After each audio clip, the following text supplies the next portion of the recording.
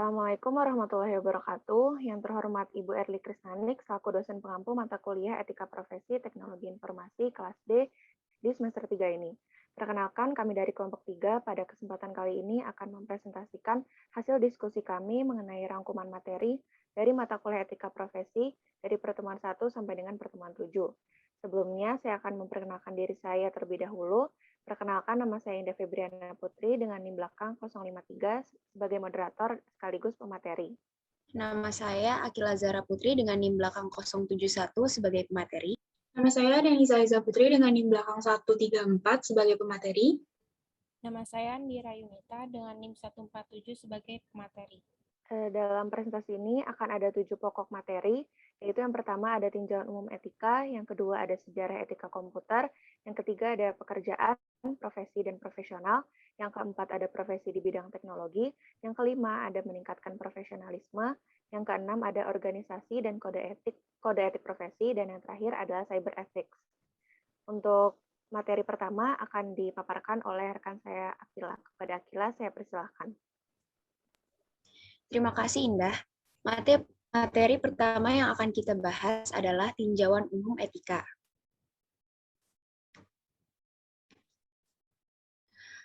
Sebelum itu, kita harus mengetahui apa itu etika. Di dalam Kamus Besar Bahasa Indonesia, etika berarti ilmu tentang apa yang baik dan yang buruk tentang hak dan kewajiban moral atau akhlak. Namun, jika mengacu pada bahasa Yunani, ethos, maka bermakna adat atau istiadat atau kebiasaan yang baik. Etika dibedakan menjadi 3 arti, yaitu etika dalam arti nilai dan norma moral yang menjadi pegangan bagi seseorang atau suatu kelompok dalam mengatur perilakunya, contohnya etika suku Indian, etika agama Buddha, dan etika Protestan. Yang kedua adalah etika dalam arti kumpulan asas atau nilai moral, contohnya adalah kode etik suatu profesi. Dan yang ketiga adalah etika sebagai ilmu tentang yang baik dan yang buruk. Apa yang disebutkan barusan sama artinya dengan etika sebagai cabang ilmu filsafat. Boleh next slide. Dari arti-arti tersebut dapat kita lihat bahwa etika sangat berhubungan erat dengan moral dan norma. Namun apa itu moral dan norma? Moral berasal dari bahasa Latin yaitu mores yang berarti adaptasi atau kebiasaan. Sedangkan norma adalah kaidah, pedoman, acuan atau ketentuan yang berperilaku baik bagi individu maupun kelompok dalam berinteraksi antar individu, kelompok, atau masyarakat saat menjalani kehidupan bersama. Keberadaan norma dalam masyarakat bersifat memaksa individu atau kelompok agar bertindak sesuai dengan aturan sosial yang telah terbentuk. Bagi yang melanggar norma, akan dikenakan sanksi sesuai aturan norma yang berlaku. Dari norma sendiri dibagi menjadi 5, yaitu norma kesusilaan, norma sosial, norma kesopanan, norma hukum, dan norma agama. Etika dibagi menjadi 2 kelompok, yaitu etika deskriptif dan etika normatif. Etika deskriptif adalah penggambaran dan penelaahan secara utuh dan kritis mengenai tingkah laku moral manusia secara universal yang dapat kita temui dalam kehidupan sehari-hari. Sedangkan etika normatif adalah etika yang berbicara mengenai norma-norma yang menuntun tingkah laku manusia dalam kehidupan sehari-hari. Etika normatif ini dibagi lagi menjadi 2, yaitu etika umum dan etika khusus. Etika umum merupakan norma yang bersifat universal, sedangkan etika khusus merupakan aturan yang berlaku dalam bidang kegiatan atau kehidupan dalam lingkup yang lebih sempit, misalnya aturan dalam mengunjungi pasien di RS. Etika khusus dibagi-bagi lagi menjadi etika sosial dan etika individual. Etika sosial akan dibagi lagi menjadi 5 bagian, yaitu sikap terhadap sama, etika keluarga, etika profesi, etika politik, dan etika lingkungan hidup. Dalam etika profesi sendiri akan dibagi lagi yaitu menjadi etika dalam profesi biomedis, hukum, bisnis, teknologi informasi, dan lainnya. Dalam suatu peraturan atau norma yang berlaku, pasti ada orang-orang yang melanggarnya. Pelanggaran itu dapat terjadi karena beberapa faktor, yaitu kebutuhan individu, tidak adanya pedoman sehingga tidak ada panduan, perilaku dan kebiasaan individu, yaitu kebiasaan yang yang terakumulasi dan tidak dikoreksi, kemudian lingkungan yang tidak etis, kemudian perilaku orang yang ditiru. Hal tersebut terjadi dari efek primordialisme yang kebablasan. Dari pelanggaran etika yang dilakukan, pastinya akan ada sanksinya. Sanksi pelanggaran etika dibagi menjadi dua, yaitu sanksi sosial dan sanksi hukum. Sanksi sosial dapat berupa teguran muka sosial hingga pengucilan dari masyarakat, dari kehidupan bermasyarakat, sedangkan sanksi hukum berdasarkan tata hukum yang berlaku. Dalam hukum juga ada hukum disiplin yang berlaku bagi suatu golongan atau profesi tertentu yang keputusannya dipatuhi oleh anggotanya. Hukum disiplin ini terbagi lagi menjadi golongan hierarkis, yaitu militer atau pegawai negeri. Yang kedua adalah golongan non-hierarkis, yaitu hukum profesi atau organisasi profesi. Etika dan teknologi. Perkembangan teknologi yang terjadi dalam kehidupan manusia membuat manusia cukup bergantung dengannya. Terdapat 3 alasan utama mengapa masyarakat berminat untuk menggunakan komputer, yaitu karena adanya kelenturan logika atau logical malleability, yaitu kemampuan untuk membuat suatu aplikasi untuk melakukan apapun yang diinginkan oleh programmer untuk penggunanya. Yang kedua adalah faktor transformasi atau transformation factors, yaitu kemampuan untuk bergerak dengan cepat kemanapun pengguna akan menuju ke suatu tempat. Dan yang ketiga adalah faktor tak kasat mata atau invisibility factors, yaitu kemampuan untuk menyembunyikan semua operasi internal komputer sehingga tidak ada peluang bagi penyusup untuk menyalahgunakan operasi tersebut. Selain itu, perkembangan teknologi juga memberikan banyak perubahan pada cara berpikir manusia. Perubahan tersebut sedikit banyak akan berpengaruh terhadap pelaksanaan dan cara pandang manusia terhadap etika dan norma-norma dalam kehidupannya. Orang yang biasanya saling berinteraksi secara fisik melakukan komunikasi secara langsung menjadi berkurang, apalagi di masa pandemi seperti ini. Kita sangat bergantung pada teknologi karena mengurangi kegiatan yang menyebabkan kontak fisik. Kecenderungan-kecenderungan semacam itulah yang akhirnya membawa perubahan di dalam pelaksanaan etika yang sebelumnya telah disepakati pada suatu komunitas. Atas dasar tersebut, perlu adanya etika yang dapat mengatur teknologi informasi.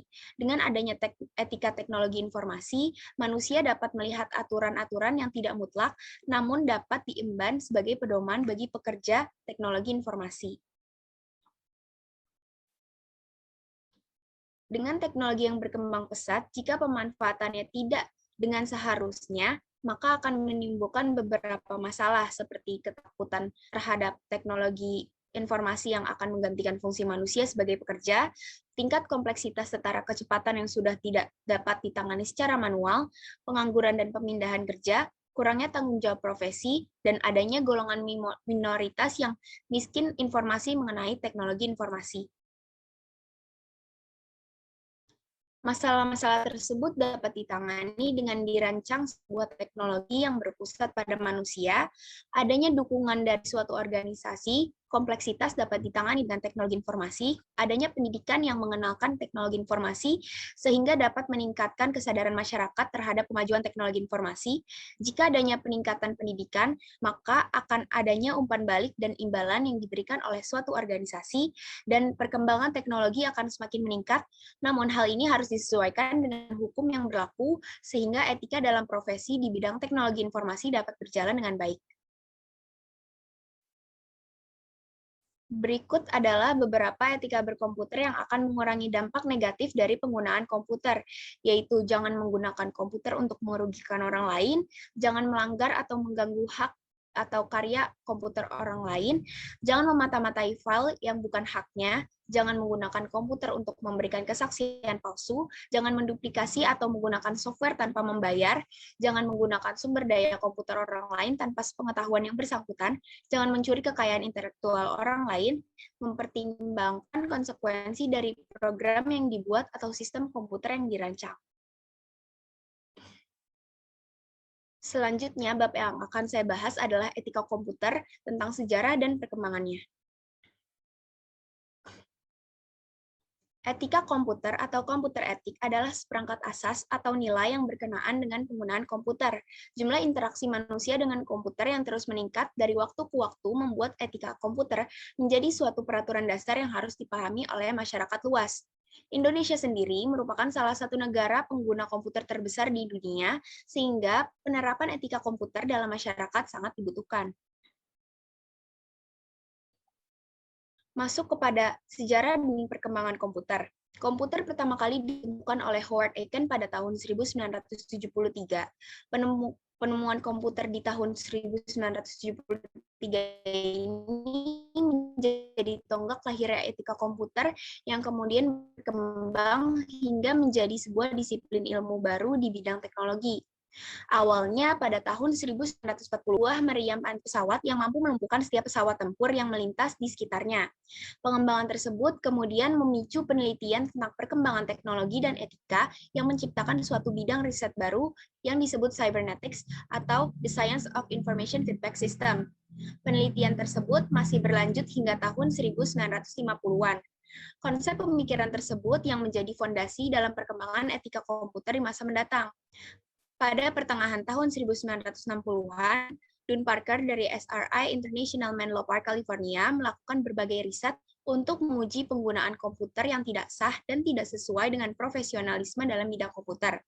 Parker juga dikenal sebagai pelopor kode etik profesi bagi profesional di bidang komputer, yang ditandai dengan usahanya pada tahun 1968 ketika ditunjuk untuk memimpin pengembangan kode etik profesional yang pertama kali dilakukan untuk Association for Computing Machinery atau ACM. Perkembangan etika komputer di era 1970-an diwarnai dengan adanya kecerdasan buatan yang memicu perkembangan program komputer yang memungkinkan manusia untuk berinteraksi secara langsung dengan komputer. Salah satunya adalah ELIZA. Program psikoterapi Rogerian ini diciptakan oleh Joseph Weizenbaum dan memunculkan banyak kontroversi karena Weizenbaum telah melakukan komputerisasi psikoterapi dalam bidang kedokteran. Perkembangan tersebut kemudian memunculkan istilah komputer etik yang dikemukakan oleh Walter Manner. Pada tahun 1990, berbagai pelatihan baru di universitas, pusat riset, konferensi, jurnal, buku teks, dan artikel menunjukkan suatu keanekaragaman yang luas tentang topik di bidang etika komputer. Sebagai contoh, pemikir seperti Donald Gottenberg, Kate Miller, Simon Rogerson, dan Diane Martin, seperti juga banyak organisasi profesional komputer yang menangani tanggung jawab sosial soal profesi tersebut. Etika komputer juga menjadi dasar lahirnya peraturan undang-undang mengenai kejahatan komputer. Isu-isu dalam etika komputer yaitu yang pertama ada kejahatan komputer, e-commerce, pelanggaran haki atau hak atas kekayaan intelektual, netiquette, dan tanggung jawab profesi. Kejahatan yang paling sering terjadi yaitu kejahatan penipuan. Kejahatan penipuan paling sering terjadi pada platform email, webpage, phone, physical mail, printed material, in-person, chatroom, ataupun fax. Dalam upaya menangani kasus-kasus yang terjadi, para penyidik tentunya melakukan analogi atau perumpamaan dan persamaan terhadap pasal-pasal yang ada dalam KUHP. Pasal-pasal di dalam KUHP biasanya digunakan lebih dari satu pasal, karena dalam satu kejahatan dapat melibatkan beberapa perbuatan sekaligus. Pasal-pasal tersebut antara lain adalah Pasal 362 KUHP yang dikenakan untuk kasus carding, Pasal 378 KUHP yang dikenakan untuk penipuan, Pasal 335 KUHP dapat dikenakan untuk kasus pengancaman dan pemerasan, Pasal 311 KUHP dapat dikenakan untuk kasus pencemaran nama baik, Pasal 282 KUHP dapat dikenakan untuk penyebaran pornografi, Pasal 406 KUHP dapat dikenakan pada kasus deface atau hacking. Pelanggaran etika IT di Indonesia tentunya banyak dilakukan. Contohnya yang pernah terjadi di Indonesia yaitu CD bajakan dijual secara bebas di mana-mana sejak tahun 1990-an, carding mulai marak bertaburan di Yogyakarta pada tahun 2000, plesetan nama domain klik BCA online pada tahun 2001, website Mentawai dihack orang pada tahun 2005, website BNI 46 di deface, website BI dihack pada tahun 2005, Website PKS dan Golkar diusili pada tahun 2005 pada saat pilkada. Website Harian Bisnis Indonesia dihack pada bulan puasa di tahun 2005. Cyber terrorism mulai melanda di Indonesia pada tahun 2005 dan judi pun mulai marak memasuki dunia maya pada tahun 2006. Untuk itu diperlukannya peningkatan keamanan IT di dalam perusahaan. Permasalahan keamanan IT ini sangat dipengaruhi oleh kesadaran end user akan keamanan komputer yang boleh dibilang masih rendah, sehingga perlu investasi perusahaan di bidang keamanan komputer. Seperti tindakan kejahatan TI cenderung meningkat, yang hal ini disebabkan oleh penggunaan aplikasi bisnis komputer dan internet sedang meningkat, meledaknya tren e-commerce, personal user semakin cinta dengan internet, user semakin melek terhadap teknologi, langkanya SDM yang handal, transisi dari single vendor ke multi vendor, kemudahan mencari software, kemudahan mencari tempat belajar, penjahat selalu satu langkah lebih maju bila dibandingkan dengan polisi, dan juga karena cyber law yang masih belum jelas. Jika tidak ada keamanan dari IT atau tidak adanya pengaturan keamanan dari IT, maka akan menyebabkan berbagai kasus merugikan, seperti penyalahgunaan oleh perusahaan terhadap data dan informasi pelanggan yang diserahkan sebagai syarat transaksi bisnis, terjadinya kasus kartu tanda penduduk atau KTP yang berlainan dengan data dan informasi dari yang sebenarnya, terjadinya kejahatan yang bermula dari pencarian data dan informasi seseorang, penghilangan identitas atas data dan informasi dari pelaku kejahatan seperti illegal logging, phishing, mining, dan money laundering, praktik perbankan ilegal, dan lain sebagainya. Yang terakhir adalah pelanggaran privasi atas data dan informasi seseorang. Sekian materi dari saya. Materi selanjutnya akan dijelaskan oleh teman saya. Oke, terima kasih Akila. Selanjutnya adalah pekerjaan, profesi, dan profesional. Di mana subbab ini ada manusia dan kebutuhannya, pekerjaan dan profesi dan profesional, dan peranan etika dalam profesi. Yang pertama, manusia dan kebutuhannya. Abdul Qadir Muhammad tahun 2001 mengklasifikasikan kebutuhan manusia menjadi 4, yaitu kebutuhan ekonomi atau material, kebutuhan psikis atau non-materi, kebutuhan biologis atau proses regenerasi, dan kebutuhan pekerjaan atau kebutuhan akan status dan derajat. Lalu selanjutnya ada pekerjaan dan profesi. Profesi merupakan bagian dari pekerjaan, namun tidak setiap pekerjaan adalah profesi. Mengapa demikian? Karena pekerjaan juga dapat dikatakan sebagai kegiatan yang bisa dilakukan tanpa harus memiliki keahlian atau keterampilan khusus. Berbeda dengan profesi, profesi hanya dapat dilakukan oleh orang-orang yang memiliki keterampilan atau memiliki kelebihan dalam suatu bidang tertentu.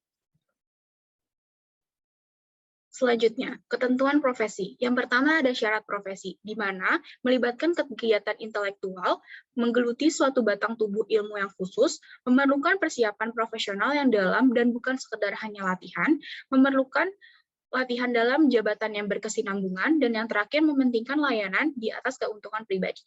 Selanjutnya adalah ciri profesi. Yang pertama, memiliki keahlian dan keterampilan khusus, adanya komitmen tinggi, seorang profesional adalah orang yang hidup dari profesinya itu. Lalu mempunyai tujuan untuk mengabdi untuk masyarakat, memiliki sertifikasi maupun izin atas profesi yang dimilikinya.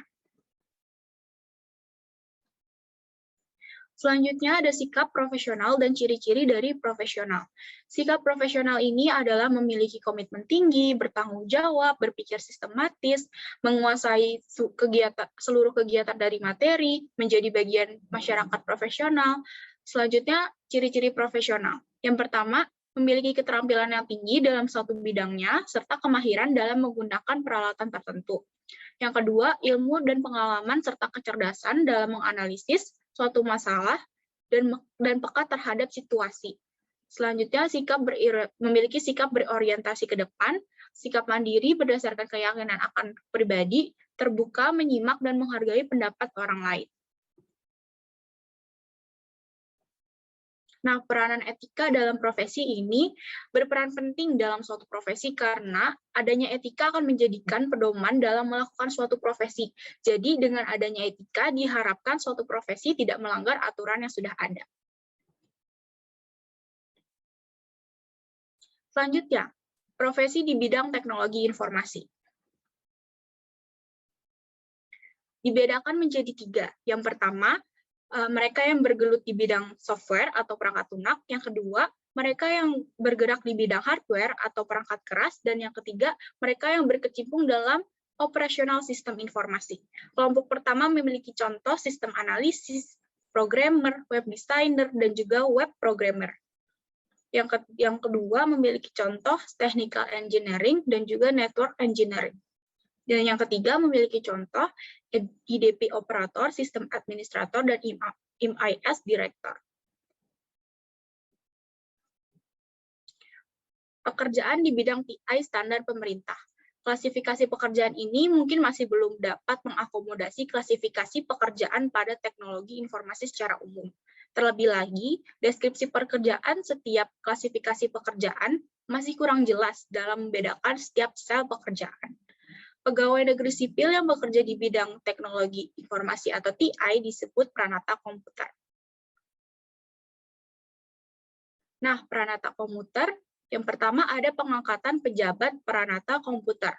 Pengangkatan pegawai negeri sipil dalam jabatan peranata komputer ditetapkan oleh Menteri, Jaksa Agung, pimpinan kesekretariatan lembaga tertinggi atau tinggi negara, pimpinan lembaga pemerintah non-departemen, dan gubernur kepala daerah tingkat 1.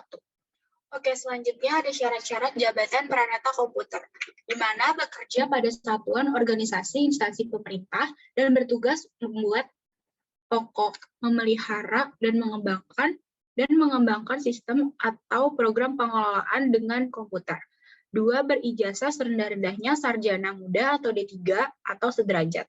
3, memiliki pendidikan atau latihan dalam bidang komputer dan pengalaman melakukan kegiatan di bidang komputer. Memiliki pengetahuan dan atau pengalaman dalam bidang tertentu yang berhubungan dengan bidang komputer. Setiap unsur penilaian pelaksanaan pekerjaan sekurang-kurangnya bernilai baik.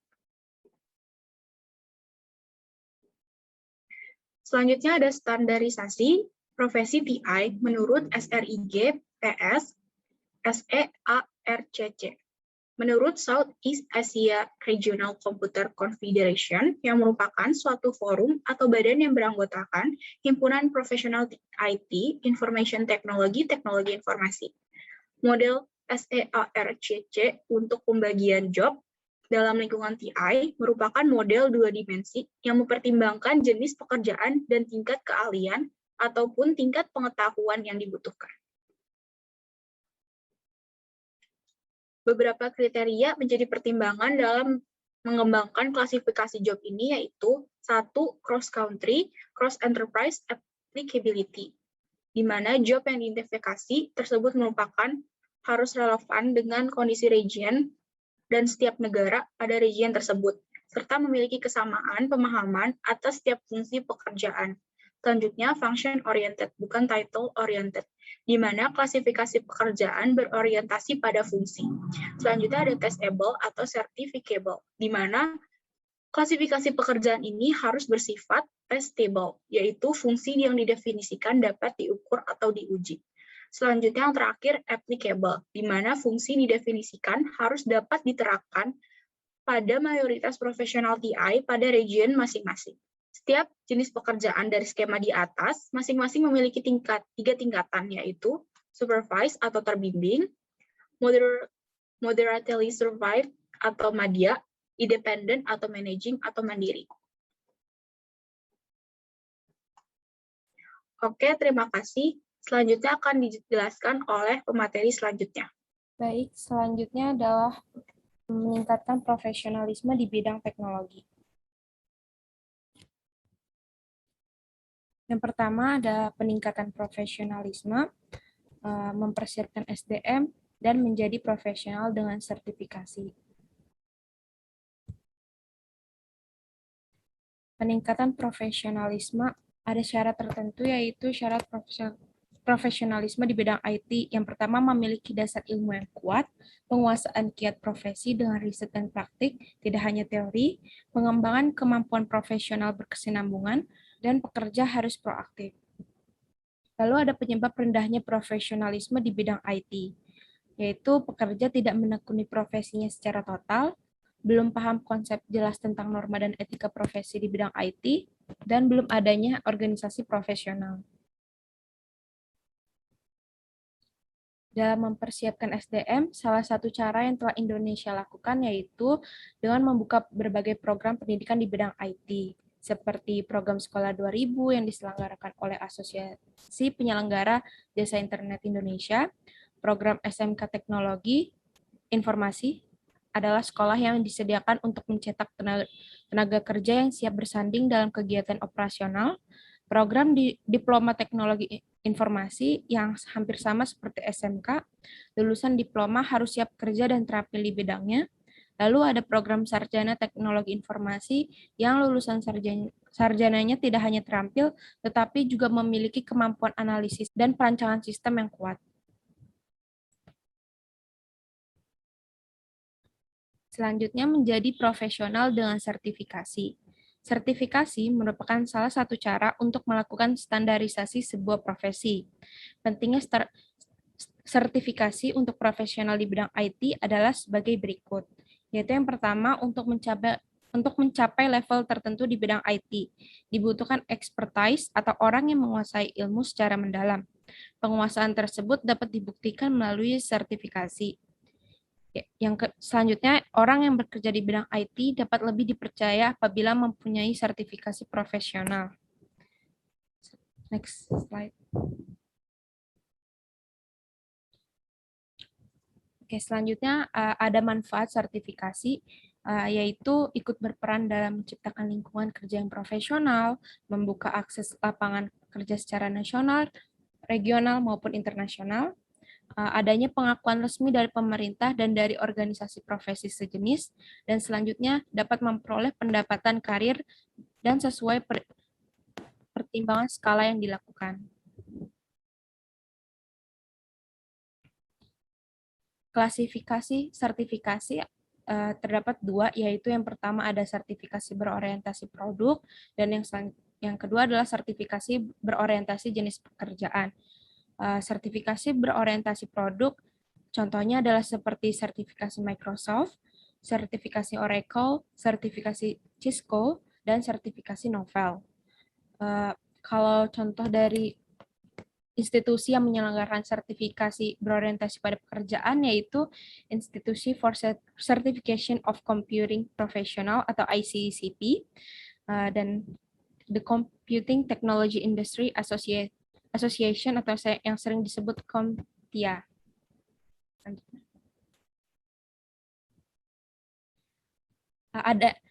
Selanjutnya ada hambatan pelaksanaan sertifikasi. Yang pertama karena biayanya yang mahal.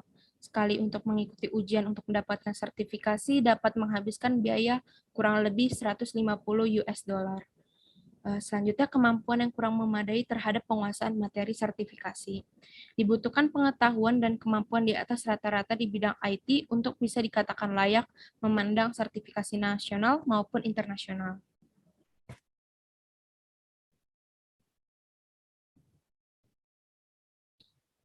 Lalu ada bab 6 yaitu organisasi dan kode etik profesi.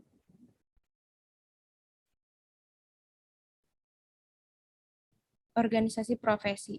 Profesi merupakan bidang pekerjaan yang didasari oleh pendidikan keahlian tertentu. Contohnya adalah dokter, pengacara, akuntan, profesional IT, dan lain-lain. Organisasi profesi merupakan organisasi yang anggotanya adalah para praktisi yang menetapkan diri mereka sebagai profesi dan bergabung bersama untuk melaksanakan fungsi-fungsi sosial yang tidak dapat mereka lakukan dalam kapasitas mereka sebagai individu. Next.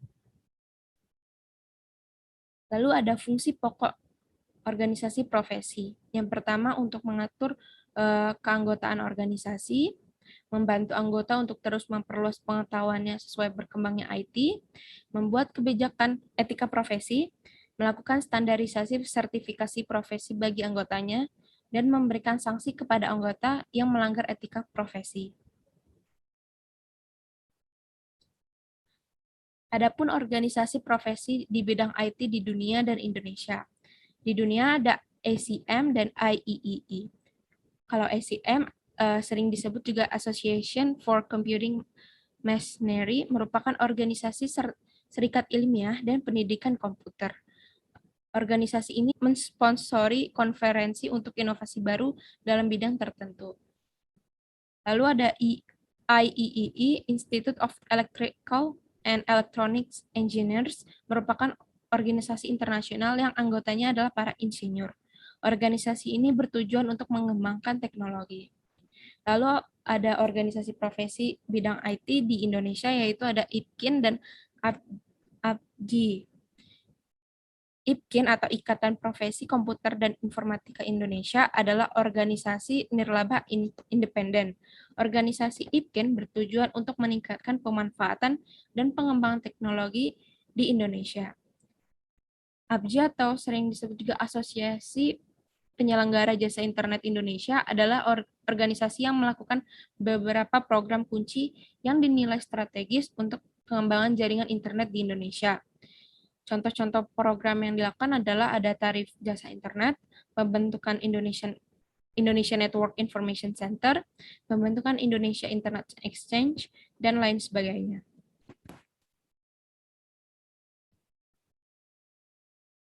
Selanjutnya adalah kode etik. Kode etik adalah sistem norma, nilai, dan aturan profesional tertulis yang secara tegas menyatakan apa yang benar dan baik dan apa yang tidak benar dan tidak baik bagi profesional yang ingin menjadi anggota dari sebuah organisasi profesi.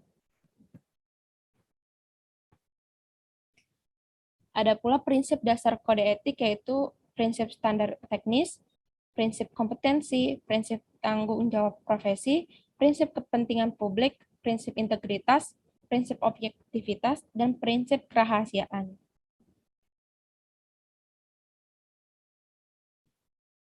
Selanjutnya ada kode etik profesi bidang IT, profesional IT.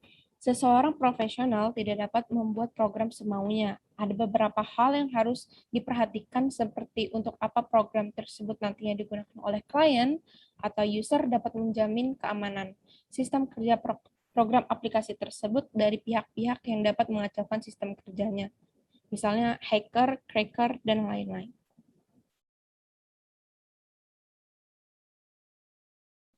Pengguna internet harus menghindari dan tidak mempublikasi informasi yang secara langsung berkaitan dengan masalah seperti pornografi dan nudisme dalam segala bentuk. Menghindari dan tidak mempublikasikan informasi yang memiliki tendensi menyinggung secara langsung dan negatif masalah suku, agama, dan ras atau sara. Tidak menampilkan segala bentuk eksploitasi terhadap anak-anak di bawah umur. Tidak berusaha untuk melakukan serangan teknis terhadap produk, sumber daya, dan peralatan yang dimiliki pihak lain. Seorang programmer tidak boleh membuat atau mendistribusikan malware. Seorang programmer tidak boleh menulis dokumentasi yang dengan sengaja untuk membingungkan atau tidak akurat.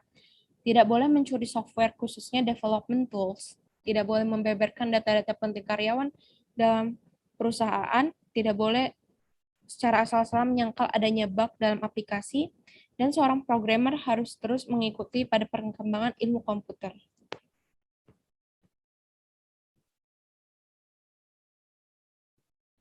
Selanjutnya, tanggung jawab moral. Ada 3 prinsip dasar untuk sebuah tanggung jawab moral yang terkait dengan profesi seseorang. Yang pertama adalah bertanggung jawab untuk setiap kerugian jika itu adalah konsekuensi dari sesuatu yang kita lakukan atau jika itu terjadi dalam rangka intervensi kita terhadap suatu proses. Yang kedua, bertanggung jawab jika kerugian terjadi karena kelalaian. Dan yang ketiga, bertanggung jawab untuk kerugian yang timbul jika kita mengetahui bahwa orang yang akan melakukan sesuatu yang menimbulkan kerugian dan kita membiarkan itu terjadi. Baik, selanjutnya akan dilanjutkan oleh rekan saya. Pembahasan terakhir yaitu etika menggunakan internet atau cyber ethics. Sebelum kita membahas tentang etika di dunia maya ini, kita harus tahu dulu definisi dari internet dan dunia maya itu sendiri. Internet adalah sebuah jaringan yang menghubungkan komputer di seluruh dunia tanpa dibatasi oleh jumlah unit komputer yang menjadi suatu jaringan yang bisa saling mengakses dan dapat berkomunikasi secara langsung. Sedangkan cyberspace atau dunia maya adalah sebuah ekosistem bioelektronik di semua tempat yang memiliki telepon, kabel koaksial, fiber optik, atau electromagnetic waves yang merupakan refleksi dari bentuk komunikasi virtual itu sendiri. Nah, mengapa etika dalam dunia maya itu penting?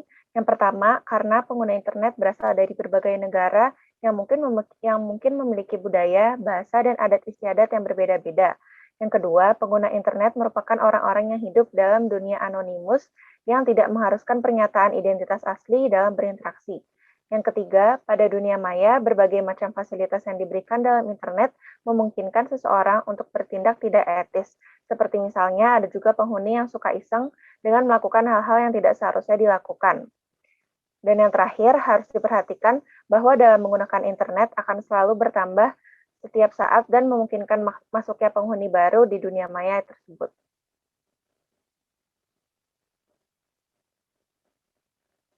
Etika dalam berkomunikasi menggunakan internet dibagi menjadi 3, yaitu one-to-one communication, yang kedua ada one-to-many communication, dan yang terakhir ada information services. Untuk one-to-one communication, itu adalah sebuah komunikasi yang terjadi antara individu, atau satu individu dengan satu individu yang lain, dalam sebuah dialog, seperti pada private chat WhatsApp, Line, Telegram, direct message Instagram, ataupun Twitter. Dalam one-to-one communication, terdapat beberapa etika yang harus diperhatikan, yaitu jangan terlalu banyak mengutip, memperlakukan email secara pribadi, baik yang masuk ataupun yang keluar, berhati-hati dalam menggunakan huruf kapital, tidak membicarakan orang lain, tidak menggunakan sisi, tidak menggunakan format HTML, dan menjawab secara masuk akal, serta jujur dalam mencantumkan sumber atau penulis.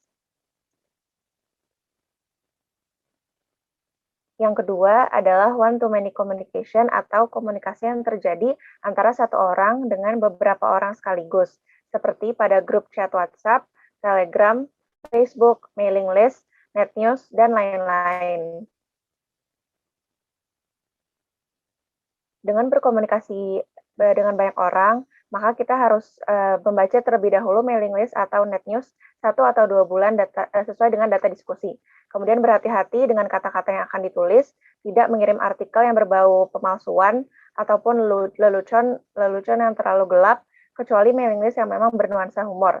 Kemudian jika dalam melakukan komunikasi terjadi selisih paham atau perdebatan secara pribadi dengan peserta lain, sebaiknya perdebatan tersebut dilanjutkan melalui jalur pribadi dan tidak menjadi keributan di dalam suatu grup chat.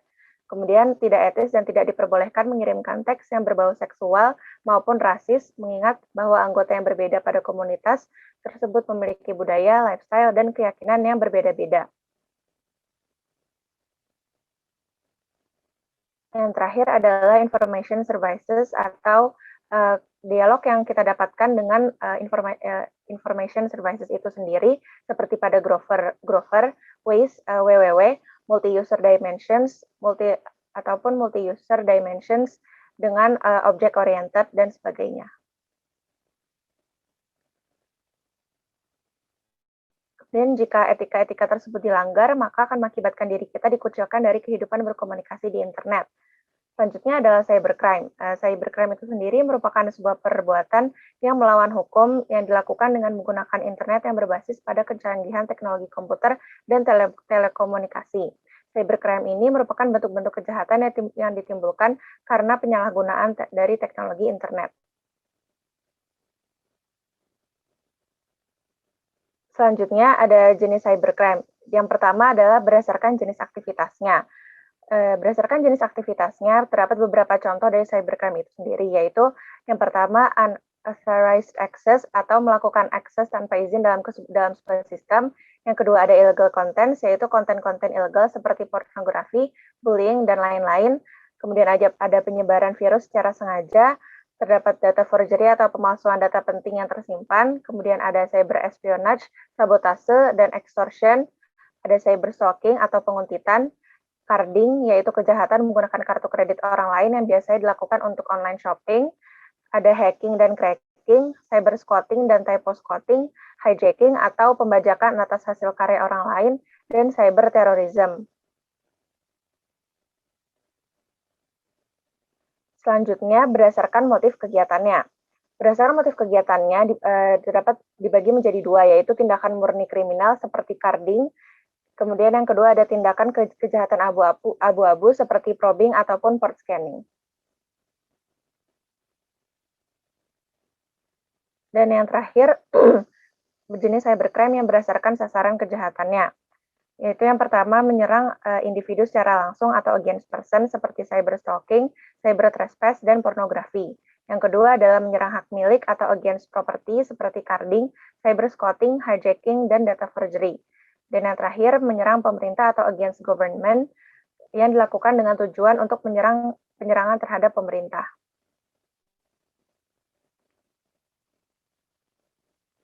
Faktor-faktor yang mempengaruhi cybercrime dibagi menjadi 3, yaitu faktor politik, faktor sosial budaya, dan faktor ekonomi. Faktor politik itu sendiri disebabkan karena adanya penyerangan kepada pihak pemerintah yang terjadi karena perbedaan pendapat dalam ranah politik. Kemudian faktor sosial budaya disebabkan oleh kemajuan teknologi informasi, sumber daya manusia yang semakin banyak menjadi pengguna internet, dan ada banyaknya komunitas-komunitas baru. Dan yang terakhir adalah faktor ekonomi, yaitu banyaknya promosi barang-barang produksi yang digunakan melalui media internet, karena media internet merupakan media yang sangat murah untuk melakukan promosi itu sendiri. Nah, untuk menangani cybercrime itu terdapat 3 strategi penanggulangan. Yang pertama adalah strategi penanggulangan jangka pendek yang bisa dilakukan dengan menegakkan hukum pidana secara tegas, mengoptimalkan undang-undang khusus seperti KUHP, rekrutmen aparat penegak hukum, dan lain-lain. Kemudian ada jangka menengah yaitu dengan mengadakan cyber police atau polisi di dunia maya, kemudian ada kerjasama dengan media internasional. Dan yang terakhir adalah jangka panjang yaitu dengan cara membuat undang-undang cybercrime dan membuat perjanjian bilateral. Mungkin sekian itu saja yang dapat kelompok kami sampaikan. Kurang lebihnya mohon maaf. Wassalamualaikum warahmatullahi wabarakatuh.